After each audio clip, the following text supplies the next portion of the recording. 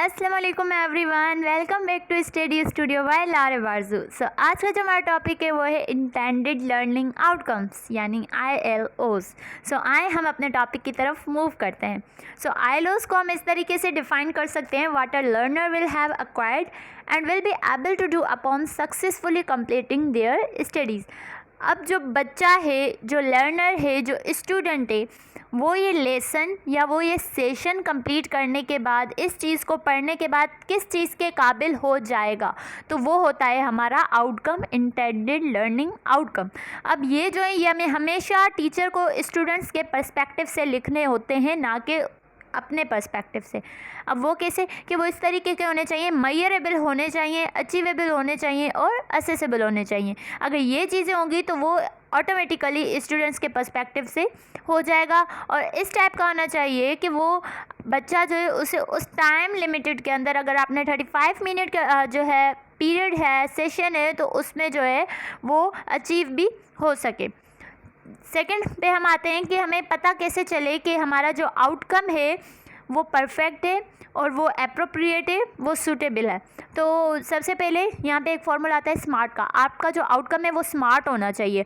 अब यहाँ पे कुछ नीचे आइलोज लिखे हुए हैं। अब आप लोग मुझे इनमें से बताएंगे कि कौन सा आइलो है जो कि परफेक्ट है, जो कि करेक्ट है और जो बेस्ट है इन सब में से। सबसे पहले है at the end of this session students will be able to. ये तो आपको पता है, ये हर आउटकम के स्टार्ट में लगता है कि बच्चे इस चीज़ के काबिल हो जाएंगे। देन आप लगा सकते हैं at 2 digit number, at 3 digit number, multiply 1 digit और एनीथिंग। ठीक है, तो यहाँ भी यही है, student will be able to. सबसे पहले है अंडरस्टैंड आइलोस और know the importance of ILOs, then appreciate how to write ILOs or acquire skills in ILOs.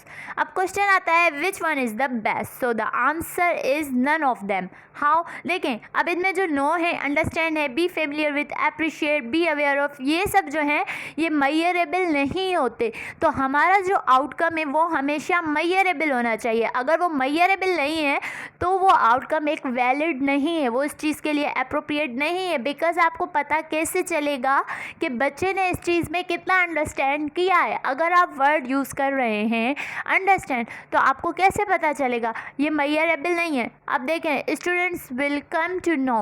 अब नो जो है ये भी एक ऐसा वर्ड है जिसमें आपको पता नहीं चलेगा कि बच्चों को कितना मालूम हुआ है, उन्हें आया मालूम हुआ है भी कि नहीं।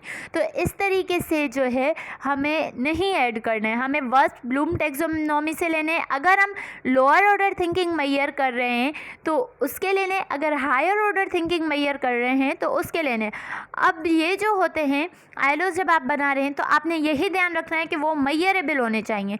बिकॉज जब हम आइलो लिखते हैं तो उसी टाइम टीचर को ये भी देखना होता है कि मैं इसे असिस्ट किस तरीके से करूँगी। आइलो बना लिए, सारा लेसन प्लान कर लिया, एंड में सोच रहे हैं कि इसे असिस्ट किस तरह करना है, तो ये अप्रोप्रिएट नहीं है। बिकॉज आपने स्टार्ट में आइलो बना दिए और अगर वो मेजरेबल हुए ही ना तो पूरा लेसन एंड तक आपका वेस्ट चला जाएगा। आप उसे एक टीच प्रॉपर वे से नहीं कर सकते, क्योंकि जब आप उस चीज़ को मेजर ही नहीं कर पाएंगे तो वो आपको लर्निंग का बच्चों का पता नहीं चलेगा।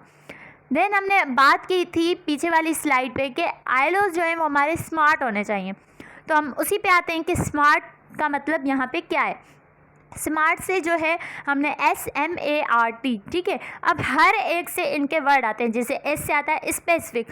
आप क्या मेजर करना चाहते हैं, यानी आप क्या अचीव करना चाहते हैं, what do you want to achieve. अब आपने अचीव क्या करना है, पहले आपके माइंड में ये सेट हो। अब देखें, हमें एडिशन अगर हम पढ़ा रहे हैं तो हमें 2 डिजिट ले लिया या 3 डिजिट वॉटएवर, तो हमें वही जो है अपने आइलो में लिखना है, एड 2 डिजिट नंबर या एड 3 डिजिट जो भी है आपका। ठीक है, ये नहीं कि आपने पढ़ाना 2 डिजिट है, आपने लिख दिया एड मल्टी डिजिट नंबर। नहीं, आपका आइलो स्पेसिफिक होगा तभी वो अचीव हो पाएगा। सेकेंड है मेजरेबल। अब ये है कि आपने उनकी प्रोग्रेस कैसे ट्रैक करनी है, तो ये आपके माइंड में पहले होना चाहिए। Eight the end of the lesson इस चीज़ का कोई फ़ायदा नहीं है, क्योंकि अगर वो मेजरेबल हुआ ही नहीं, आपने स्टार्ट में उसे फिक्स ही नहीं किया, तो एंड में आप मेजर करेंगे कैसे। देन आता है attainable. How can you reach your goal. आप कैसे अपने गोल पे पहुँचेंगे, आपके माइंड में ये भी चीज़ है क्लियर टू कट होनी चाहिए। देन हमारा आता है relevant. Why is this goal important. Then आता है हमारे time bounded. When will the goal be accomplished. अब यहाँ पे साइड में इसी के बारे में लिखा हुआ है स्पेसिफिक से, well defined to students, students को वेल डिफाइंड होना चाहिए। देन है ऑब्जर्वेबल टू टीचर्स, उसके बाद है who want, when, where, why, यानी ये चीज़ें आपको क्लियर हो, किसके लिए है, क्या है, कब है, कहाँ है, क्यों है, ये सारी चीज़ें भी आपके माइंड में होने चाहिए। देन अचीवेबल में देखें, students are academically ready for the objective. Then measurable, can be evaluated, objective is either reached or not. Then a relevant, prepares student for standardized testing, relates to larger ideas, builds on prior knowledge. Then time bounded, enough time, assign date for completion, यानी ये सारी चीज़ें आपके mind में रख के ही एक ILO बनाना है। अगर ये चीज़ें आपके माइंड में नहीं है स्टार्ट में आईएलओ बनाते वक्त, तो एट द एंड लेसन आप ही को प्रॉब्लम होगी। देन हमने बात की थी ब्लूम्स टैक्सोनॉमी। अब मैंने यहाँ पे बताया था लोअर ऑर्डर थिंकिंग स्किल्स, कुछ हायर ऑर्डर थिंकिंग स्किल्स। अब यहाँ पे देखें, यह हमेशा स्टार्ट होता है नॉलेज से, ठीक है।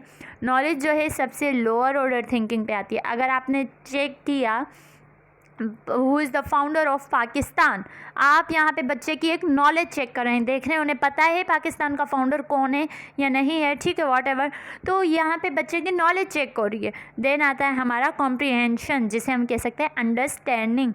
अगर आपने बच्चे की अंडरस्टैंडिंग चेक करनी है तो देन आपने कॉम्प्रिहेंशन पे जाके वर्ड्स लेने हैं। देन आता है एप्लीकेशन, उस चीज़ को बच्चा अप्लाई करने के काबिल हुआ या नहीं। देन एनालिसिस, फिर सिंथेसिस, एवेल्यूएशन, ठीक है। अब ये जो चीज़ें नीचे के जो 3 लेवल है वो हमारे लोअर ऑर्डर थिंकिंग में आते हैं, ऊपर के जो 3 लेवल हैं वो हमारे हायर ऑर्डर थिंकिंग स्किल्स में आते हैं। तो ये हैं, अब इनके अलग अलग से वर्ब्स हैं, वो मैं आपको आगे दिखा रही हूँ।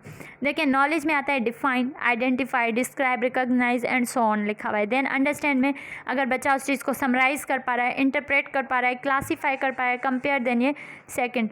देन हमारे पास थर्ड आता है अप्लाई। अप्लाई में आ गया solve, change, relate and so on. Then analyse में contrast, connect, relate. Then evaluate में जज, define, value, grade, plan, etc। Create में आता है design, modify, role play, develop. अब ये देखें, ये सारे जो हैं वर्ब्स, इनमें हर एक के अलग अलग हैं।